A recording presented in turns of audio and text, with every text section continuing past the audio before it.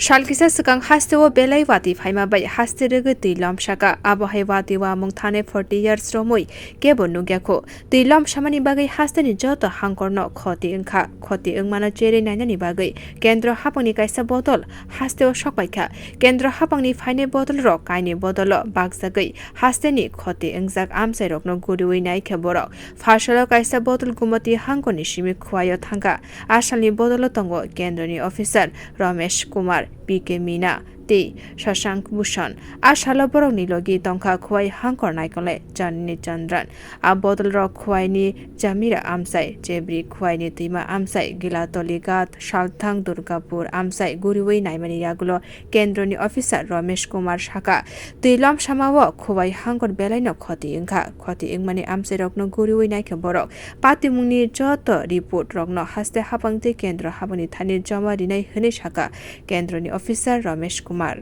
बात है हम लोग स्पीच के लिए ऑथराइज नहीं है कुछ बोलने के लिए, लेकिन टीम आई हुई है, इंटरमिनिस्ट्रियल सेंट्रल टीम आई है।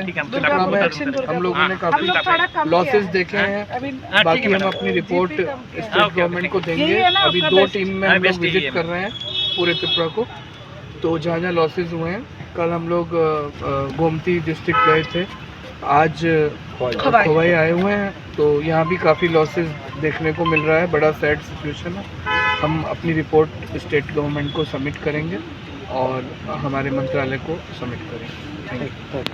आशाला केंद्रनि फाइने ऑफिसर स्ट्रोक आमसनी लुकुरक बाई कक शाखा बरक ब्यूरो रिपोर्ट कक हरां।